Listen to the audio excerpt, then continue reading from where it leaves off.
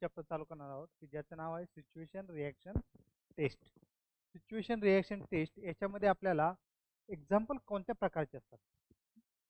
तर पहिल्यांदा काय दिलेलं असतं, आपल्याला एखादी सिच्युएशन दिलेली असते, त्याच्या खाली 4 ऑप्शन दिलेले असतात की जसं की आपण काही एक्झाम जे असतात जसं की MPSCचं किंवा आधी जे UPSC चा पॅटर्न होता त्याच्यामध्ये डिसिजन मेकिंग म्हणून बघा एक असतो टाईप. सेम त्याच बेसिसवरती आपल्याला इकडे सिच्युएशन रिॲक्शन टेस्ट हा देखील पॉईंट आहे. तर सिच्युएशन रिॲक्शन टेस्टमधले जे दिलेले सिच्युएशननुसार आपण विचार करू त्याच्यापैकी जे 4 ऑप्शन दिलेले आहेत मोस्ट ॲप्रोप्रिएट ऑप्शन आपण काय करायचा सिलेक्ट करायचा. जे दिलेले ऑप्शन आहे त्याच्यापैकी मोस्ट ॲप्रोप्रिएट ऑप्शन आपण सिलेक्ट करायचा.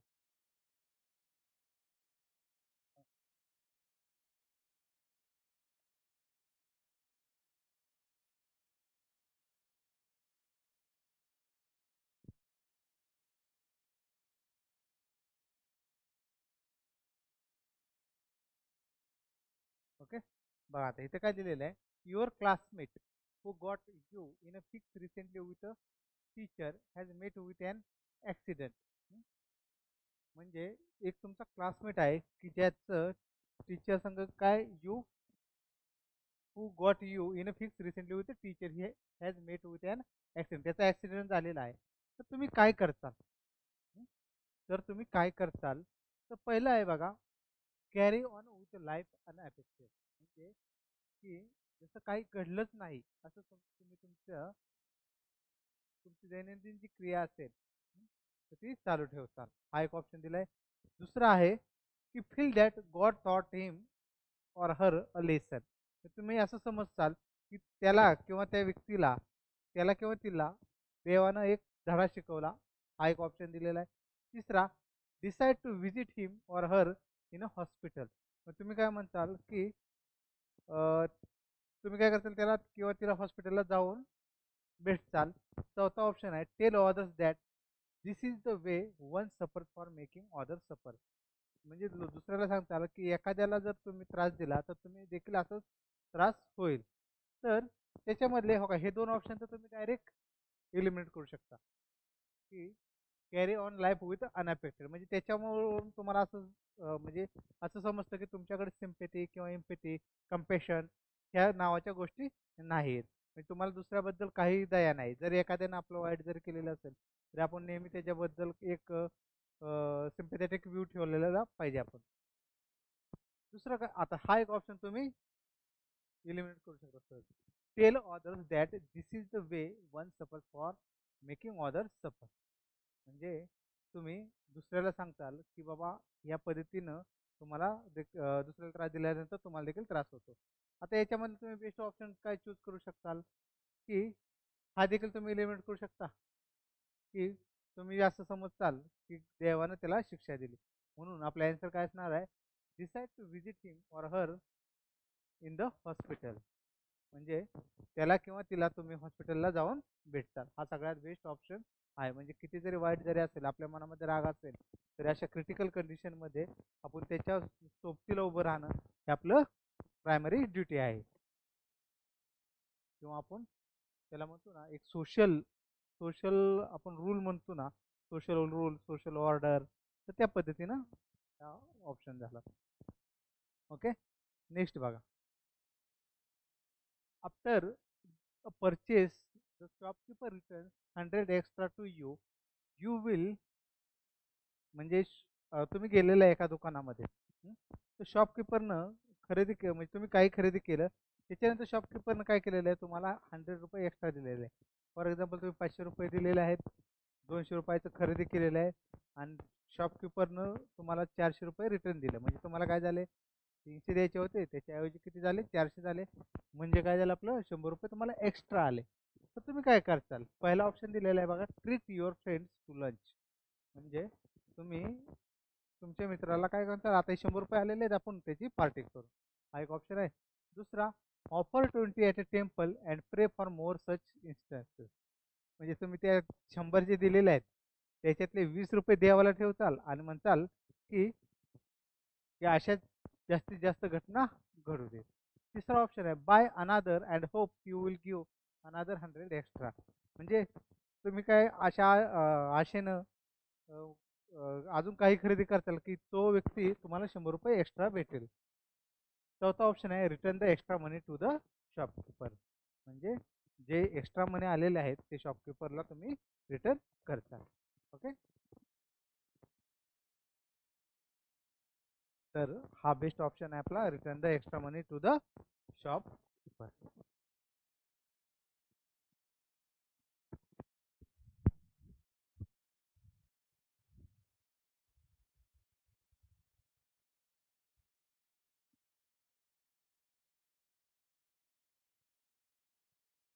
Return the extra money to the shopkeeper. Okay. Next question काय दिले बघा.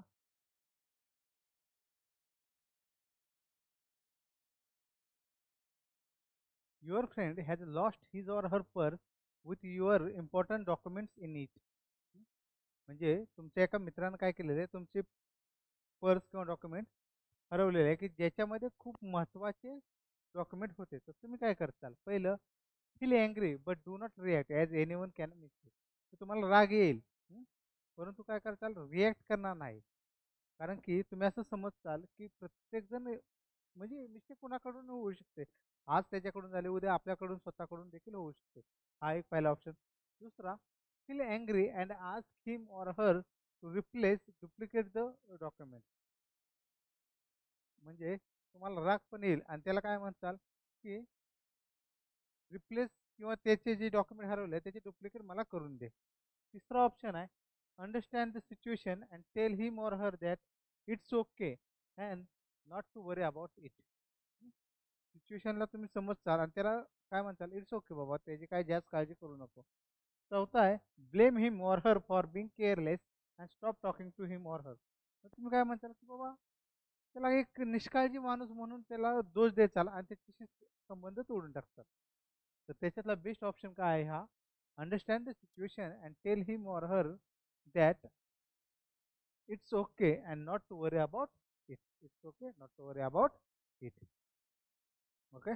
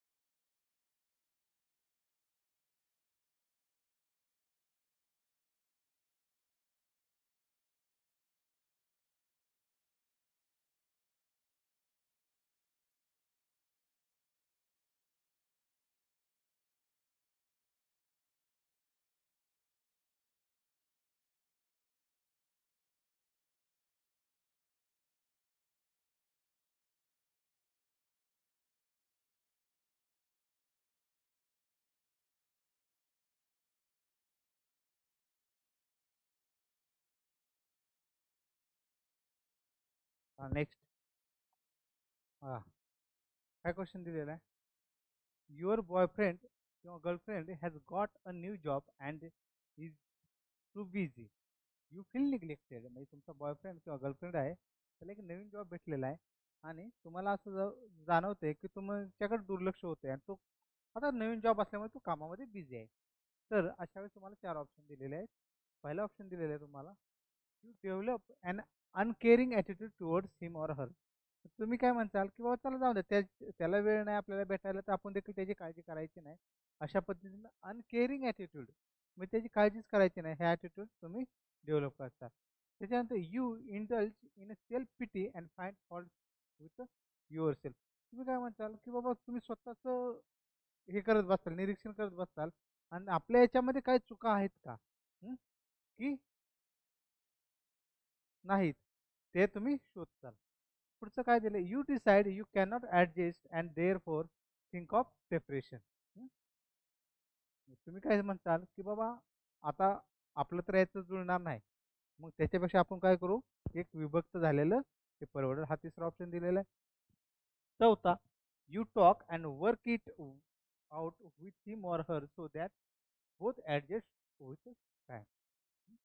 तुम्ही बोलताल अँड काय करताल की त्याच्याशी तुम्ही कॉन्टॅक्ट करचाल, त्याला बोलचाल आणि जो इश्यू आहे तुमचा की बाबा त्याला तुमच्याकडून वेळ भेटत नाही, एक असं म्युच्युअल अंडरस्टँडिंगने तुम्ही त्याच्यावरती एक सोल्युशन काढचाल. हं? तर हा एक ऑप्शन दिलेला आहे. आता त्याच्यामध्ये जर तुम्ही बघितलं तर पहिला ऑप्शन तर तुम्ही डेव्हलप अनकेअरिंग ॲटिट्यूड टुवर्ड्स हिम. आता आहे तुमचा तो बॉयफ्रेंड किंवा गर्लफ्रेंड, म्हणजे जर त्याच्याशी तुम्ही अनकेअरिंग ॲटिट्यूड ठेवत असाल तर असं समजायचं की तुमचं त्याच्यावरती प्रेम नाही, म्हणून हा देखील ऑप्शन नाही. दुसरं, तुम्ही विनाकारण स्वतःला दोष देताय, कारण तो बिझी आहे. तो सध्या लाईफमध्ये अशी स्टेज येते की त्यावेळेस नाही वेळ देता येते एखाद्या व्यक्तीला, तर त्यावेळेस दुसऱ्या समोरच्या व्यक्तीने देखील समजून घेतलं पाहिजे, म्हणजे हा देखील ऑप्शन नाही तुमच्याकडं. You decide you cannot adjust and therefore think of separation. आता तुम्ही स्वतःच निर्णय घेताय, तुम्ही त्याच्याशी कम्युनिकेट केलं का बाबा का कशामुळे होते असं, तर ह्या गोष्टीचा तुम्ही विचार केलेलाच नाही, बरोबर. त्याच्यामुळं हा देखील ऑप्शन नाही, कारण की तुम्ही आपण कसं म्हणतो एकट्याने निर्णय घेताय. हं? असं दोघांच्या विचारानं वगैरे असं काहीच नाही. म्हणजे आपला राहिलेला ऑप्शन हा की you talk and work it out with him or her so that both adjust with a time. तर तुम्ही त्याच्याशी बोलचाल आणि त्या टाईम ॲडजस्ट करताल. ओके, गेले.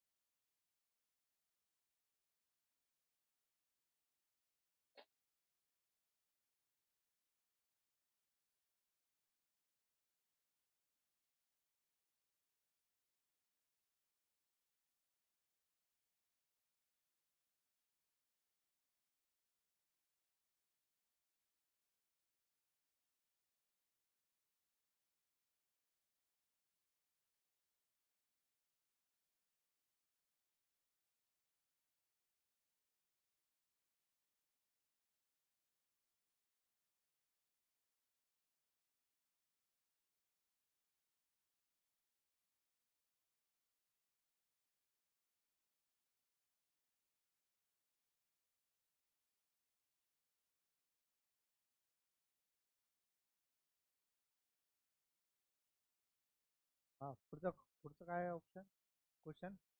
All the hard work done by you is hijack by your boss. तुम्ही जे सगळं काम केलेलं आहे ते काय केलेलं आहे, तुमच्या बॉसनं हायजॅक केलेलं आहे. And the brickbats are left for you. म्हणजे जे छोटे छोटे जे आहेत बाबा छोट्या छोट्या गोष्टीचं त्याचं श्रेय तुम्हाला दिलेलं आहे, परंतु जे मेन श्रेय आहे ते बॉसने तुमचं हायजॅक केलेलं आहे.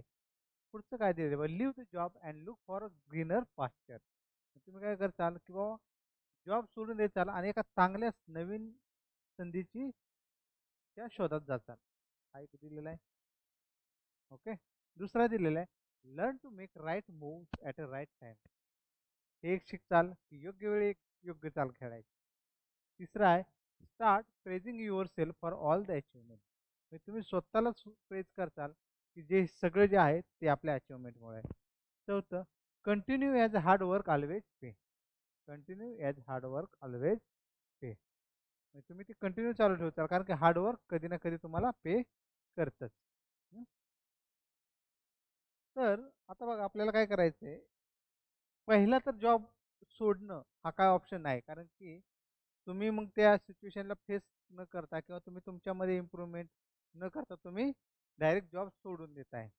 म्हणजे जरी तुम्ही ते अचिव्हमेंट केली असेल, तुमचा हायजॅक झालेला असेल, तरी जॉब सोडणं आणि दुसऱ्या जॉब शोधणं याची काय गॅरंटी नाही की तिथं, याची काय गॅरंटी की तिथं बाबा तुम्हाला असेच बॉस भेटेल, याची तुम्ही गॅरंटी देऊ शकत नाही. Learn to make right move at a right time. हा एक असू शकतो की बाबा योग्य वेळी योग्य चाल खेळायला शिकायचं. कारण की जर तुम्ही जर काम करताय आणि त्याचं जर श्रेय तुम्हाला मिळत नसेल, हं, तर तुम्ही काय म्हणताल, तर त्याचा काय फायदा पण नाही. तिसरं, start praising your self for all the achievement. हा तुम्ही ठीक आहे बाबा, म्हणजे तुम्ही स्वतःला आत्मसमाधानासाठी म्हणजे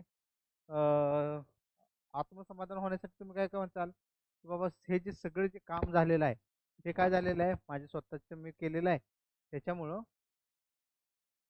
हा देखील ऑप्शन नाही कारण की याच्यामुळं काय होते की तुम्ही फक्त स्वतःलाच खुश ठेवता तुम्हाला भविष्यामध्ये काय येणार नाही त्याच्यानंतर ना चौथा ऑप्शन आहे बघा कंटिन्यू ॲज हार्डवर्क ऑलवेज पे चौथा ऑप्शन काय म्हणतोय की बाबा तुम्ही ते तुमचं काम करून कंटिन्यू चालू ठेवताल कारण की जे तुम्ही कष्ट करताय त्याचं फळ हे तुम्हाला नेहमी भेटतंच हा हा एक ऑप्शन आहे म्हणजे आता तुम्हाला कन्फ्युजन कशामध्ये आहे? एक learn to make right things at the right time हा एक ऑप्शन बरोबर आहे दुसरा way continue as hard work always pay हा पण ऑप्शन बरोबर आहे पण आपल्याला मग आता हे दोन ऑप्शन योग्य वाटतात मग याच्यातलं मोस्ट अप्रोप्रिएट कोणतं असेल आता पहिला जर ऑप्शन आपण विचार केला continue learn to make right move at a right time तर ते काय होईल तुमचं काम सोडून तुमची पीटी पॉलिटिक्स म्हणतो ना आपण ऑफिस पॉलिटिक्स ह्याच्यामध्ये तुमचं लक्ष जाईल त्याच्यामुळं हा ऑप्शनच्या ऐवजी आपण कुठल्या ऑप्शन बरोबर जायचं continue as a hard work always pays continue as a hard work always pays okay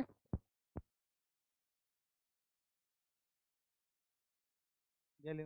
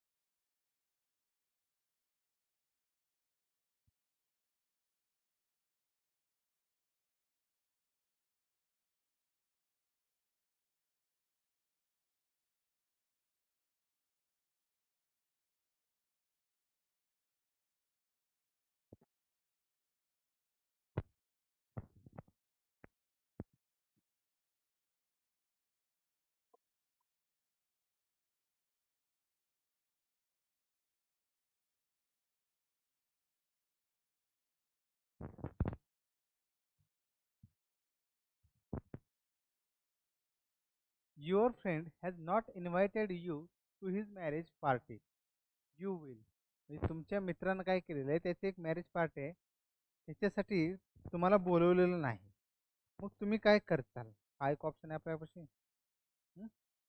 तर होल्ड इट अगेन्स्ट मी तुम्ही ते डोक्यात ठेवताल की बाबा आणि आपल्याला बोलवलं नाही मग आपण याचं आपल्या देखील लग्नाला बोलवायचं नाही किंवा ते लक्षात ठेवायचं याला परत कधी बोलवायचं नाही अटेंड द सेरेमनी दुसरं काय की सेरेमनी अटेंड करताल ओके तिसरं सेंड हिम युअर बेस्ट विशेस तुम्ही तुमच्या सदिच्छा त्याला पाठवून देता इग्नोर द होल अफेअर सगळ्या ह्या गोष्टीकडे तुम्ही दुर्लक्ष करतात आता बघा पहिला जर ऑप्शन आपण केअरफुली ऑब्झर्व केला तर हे काय शिकवते आपल्याला की बाबा पुढचा वाईट वागला म्हणून आपण देखील ते लक्षात ठेवायचं आणि आपण आपली वेळ आल्यानंतर तुझ्याशी वाईट वागायचं हं?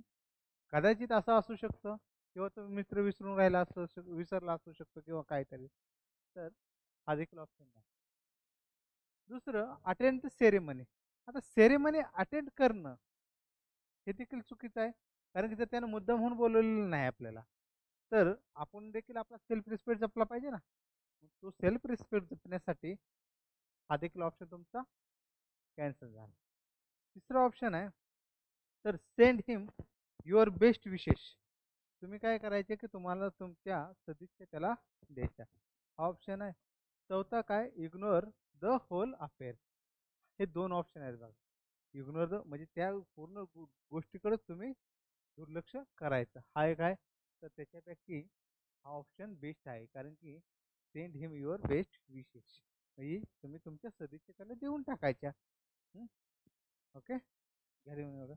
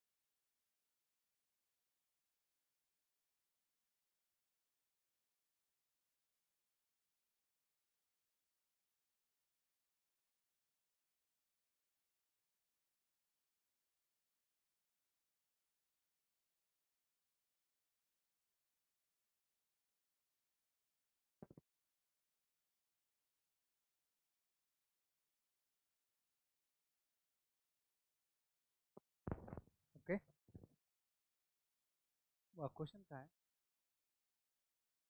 Do you think that one should change one's job often and face new situation? म्हणजे तुम्हाला काय वाटतं की बाबा एखाद्या व्यक्तीनं त्याचा जॉब हा कंटिन्युअसली चेंज केला पाहिजे, बरोबर? One should change one's job often and face new situation, आणि नवीन सिच्युएशनला तुम्ही सामोरे झाले पाहिजे. तर त्याच्यापैकी बघा पहिले, no unless compelled one should not leave one's old job. म्हणजे पहिला ऑप्शन काय म्हणतो की नाही, तुम्ही असं नाही करायचं. जोपर्यंत तुम्हाला भाग पाडलं जात नाही की तुमचा जॉब, जुना जॉब सोडण्यासाठी, तोपर्यंत जॉब सोडायचा नाही. दुसरा ऑप्शन काय, yes every new job is challenging and one should accept the challenge.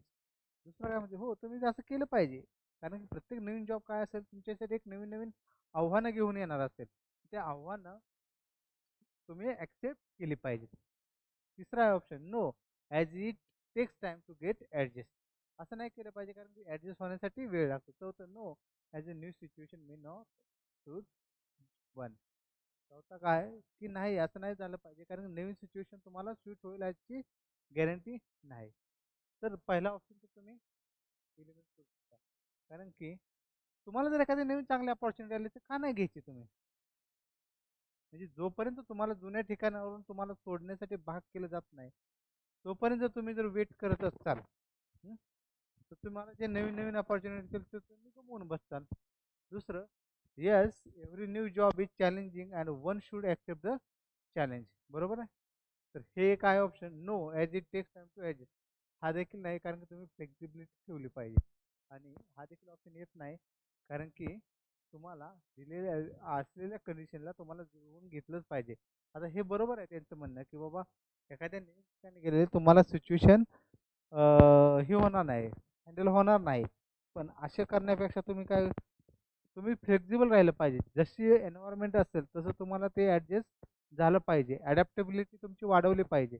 म्हणून याच्यामध्ये काय ऑप्शन उत्तर राहील तुमचं, yes every new job is challenging and one should accept the challenge. Yes every new job is challenging and one should accept the challenge.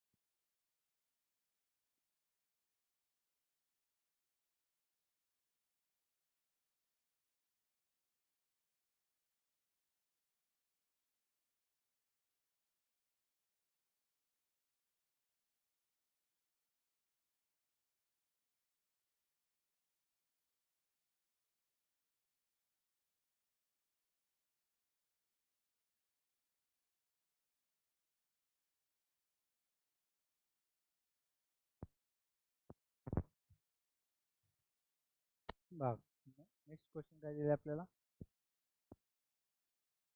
Suppose one of your friend drop your camera while handling carelessly, you would. तुमच्या एका मित्रानं एक camera आहे, तो काय केलेला आहे, निष्काळजीपणानं निष्काळजीपणानं हाताळताना drop केलेला आहे.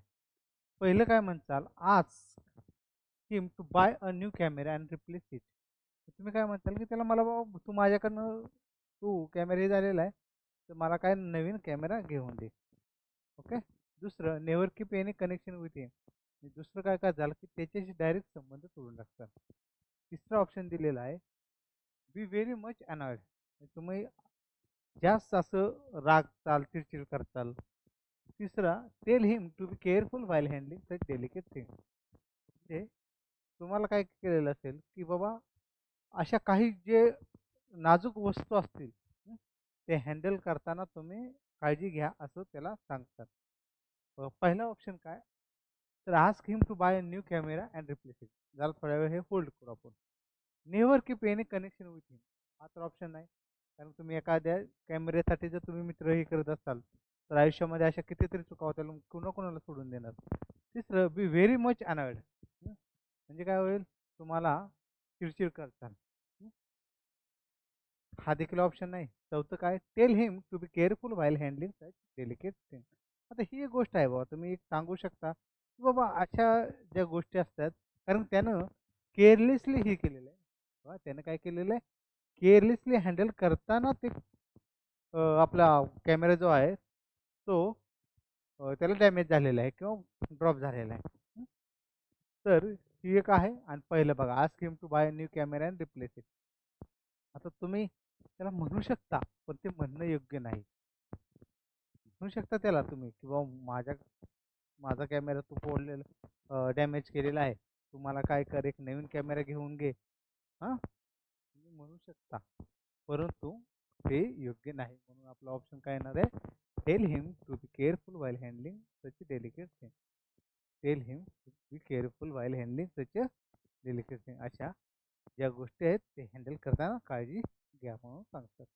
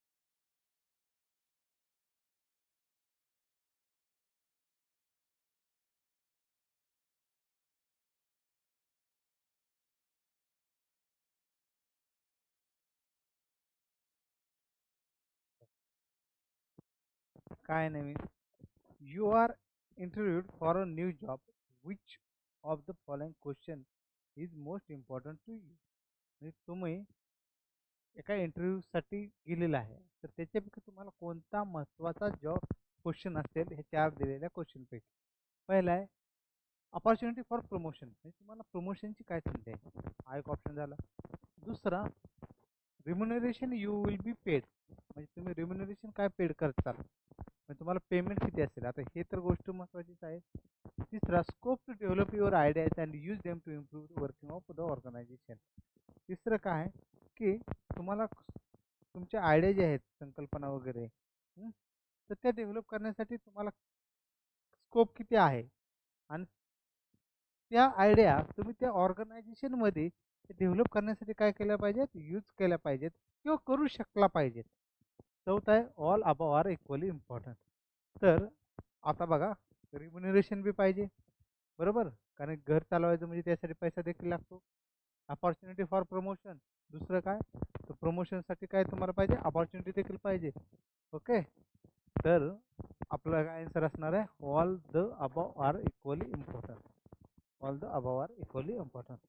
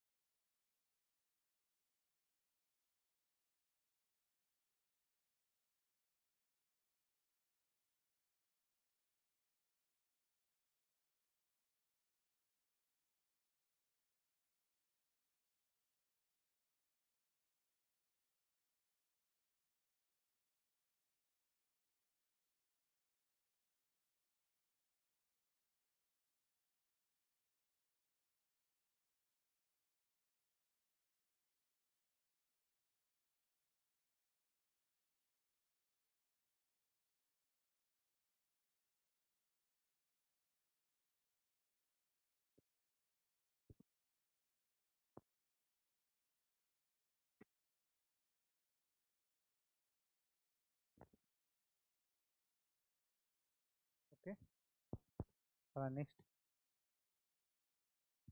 क्वेश्चन काय आहे. You have just broken up with long term boyfriend और गर्लफ्रेंड. तुमचं एक लॉंग टर्म बॉयफ्रेंड किंवा गर्लफ्रेंडशी ब्रेकअप झालेला आहे. whom you really loved and are totally, म्हणजे काय, तुम्ही थोडक्यात उद्ध्वस्त झालेला आहे किंवा एकदम हे झालेलं आहे, नर्वस झालेला आहे की तुमचं ते तुम्ही ते बॉयफ्रेंडशी लव करत होता.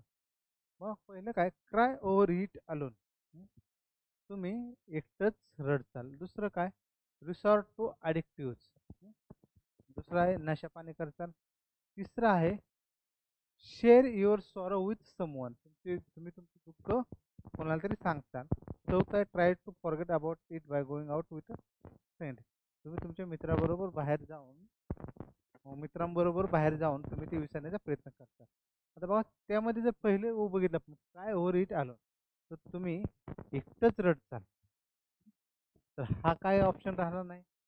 कारण की आयुष्यामध्ये कोणी व्यक्ती येतात जातात, तुम्ही त्याचंच हे करून स्वतःला दुःख करून घेणं हे देखील नाही. रिसॉर्ट टू ॲडिक्टिव्स हा देखील नाही. Share your sorrow with someone, try to forget about it by going out with a friend.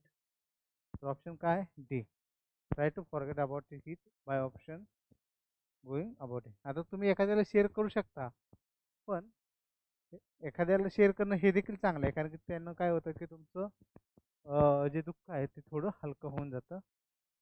म्हणून नेहमी काय करू शकता तुम्ही, की विसरण्याचा प्रयत्न करू शकता bye going out with a friend, मित्राबरोबर बाहेर जाऊन तुम्ही ते विसरण्याचा प्रयत्न करू शकता. Okay.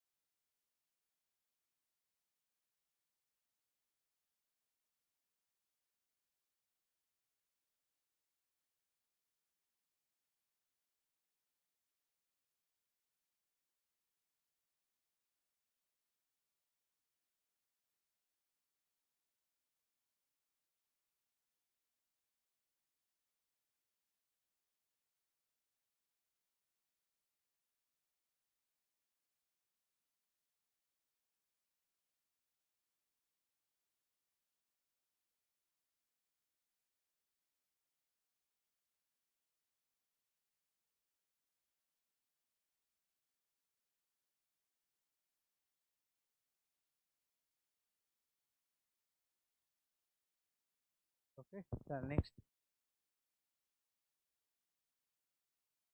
Which is the best quality in a man, म्हणजे मनुष्यामध्ये सगळ्यात बेस्ट क्वालिटी कोणती आहे. पहिला ऑप्शन दिलेला आहे बघा, ॲबिलिटी टू प्लीज अदर, म्हणजे दुसऱ्याला खुश करणं, हे एक आहे.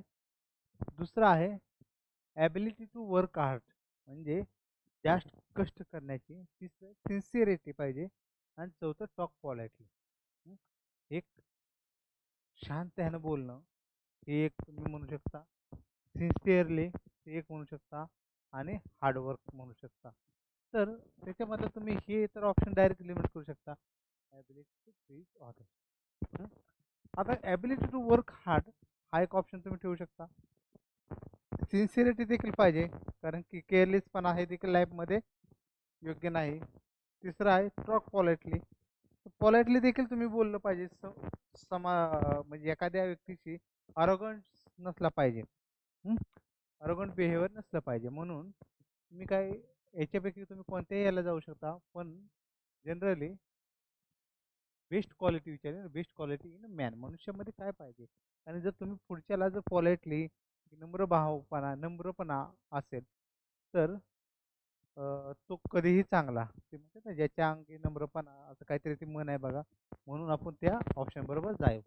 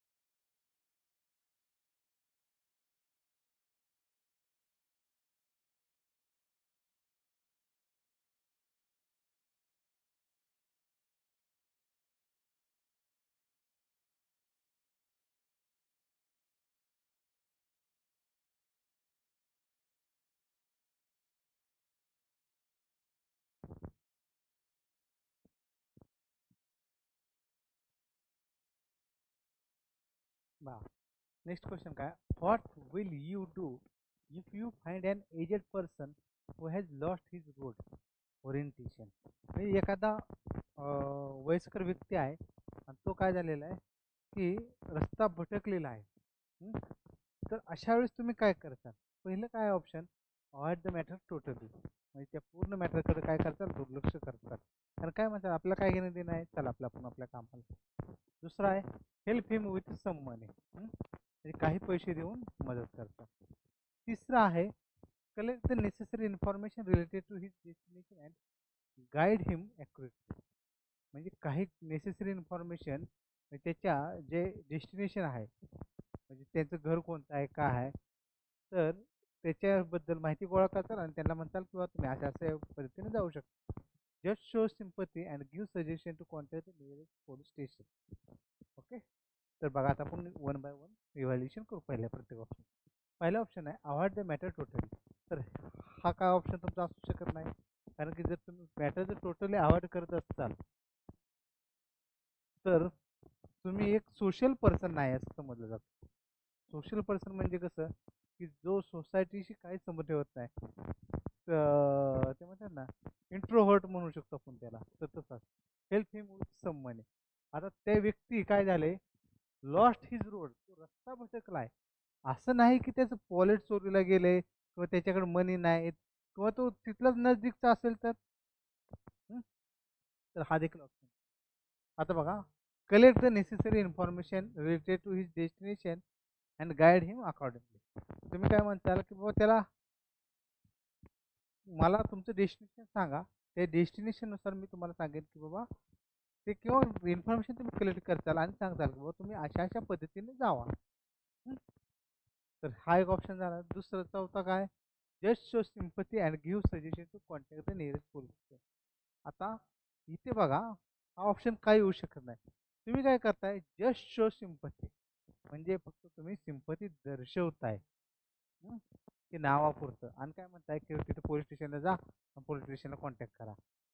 तुम्ही जर त्याला सिम्पथी दाखवून तुम्ही त्यांना, त्या व्यक्तीला जर पोलीस स्टेशनला जाऊन घेऊन गेला, हा, स्वतःहून घेऊन गेला, तर तो बेस्ट ऑप्शन राहिला असता.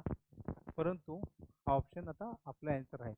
Collect the necessary information related to his destination and guide him accurately. Okay, गेले एवढं.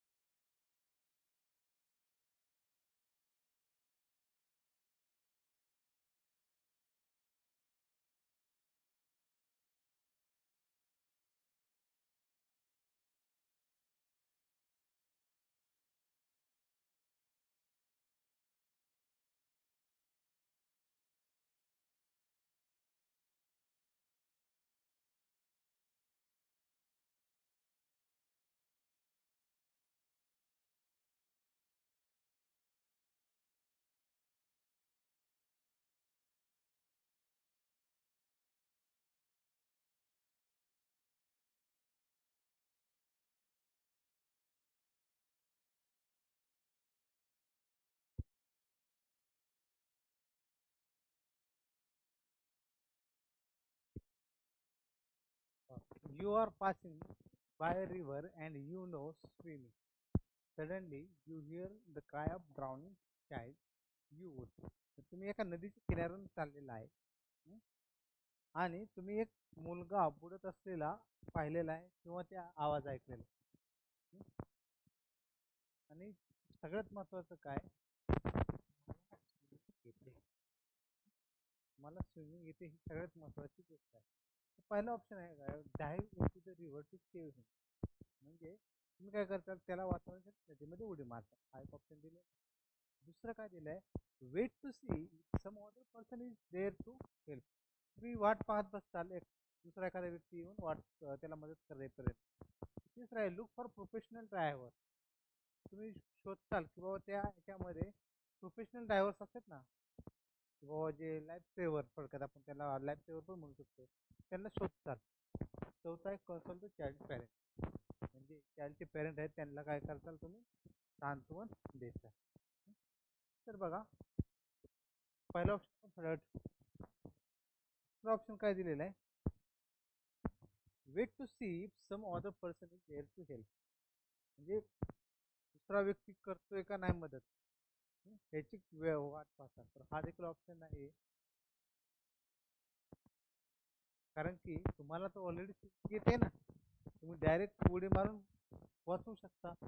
Look for professional divers, professional डायव्हर्सला हे देखील ऑप्शन नाही. कन्सल्ट द पेरेंट, जर तुम्ही त्याला वाचू शकत असाल तर पेरेंटला कन्सल्ट करायची गरजच नाही. म्हणून तुमचा डायरेक्ट काय असला पाहिजे, पहिला dive in to the river to save him, save him, dive in to the river to save. Okay.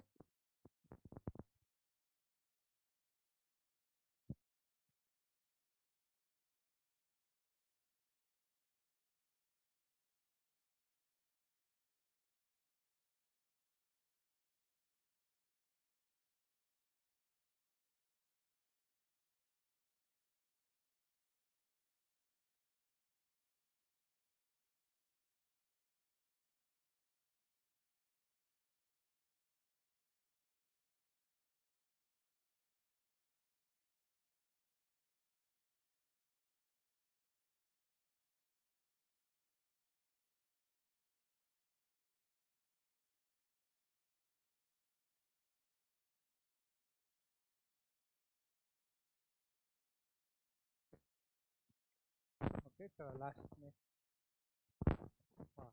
You are suffering from diabetes. When you see a whole lot of chocolate, you are tempted to eat them. म्हणजे तुम्हाला diabetes होतोय, डायबिटीसचा त्रास आहे आणि तुम्हाला chocolate दिसलेलं आहे आणि तुमची खाण्याची इच्छा झालेली आहे. परंतु but you also realise that they are not good for you. तुम्हाला हे देखील समजतंय की ते काय आपल्यासाठी व्यवस्थित नाही किंवा चांगले नाही. तर पहिला ऑप्शन दिलेला आहे, you would not eat them because you know the harmful effect. तुम्ही ते खाणार नाही कारण तुम्हाला माहिती आहे त्याचे परिणाम काय आहेत ते. दुसरा ऑप्शन दिलं आहे, you decide not to eat them but keep thinking about them. तुम्ही म्हणता तुम्ही खाणार नाही पण त्याच्यावर मनात विचार करत असता खायचं काय यायचं. तिसरा आहे, you would eat them but feel guilty about what you have done.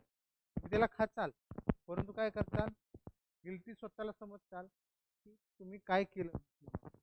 You would give him to the temptation and eat the chocolate without being bothered about the consequences. म्हणजे तुम्ही त्याचे परिणाम काय होतात याचा अजिबात विचार न करता तुम्ही तुमची जे टेम्पटेशन झालेलं आहे की बाबा मला चॉकलेट खायची याला बळी पडताल आणि चॉकलेट खाताल. बघा पहिला ऑप्शन बघा हा व्यवस्थित वाटतो. दुसरा ऑप्शन जर आपण बघितलं, you decide not to eat them but keep thinking about them. मग तुम्ही म्हणता तो खाणार आहे पण मग त्याचा विचार कशाला करायचा, हा देखील ऑप्शन नाही. दुसरं, यू वुड ईट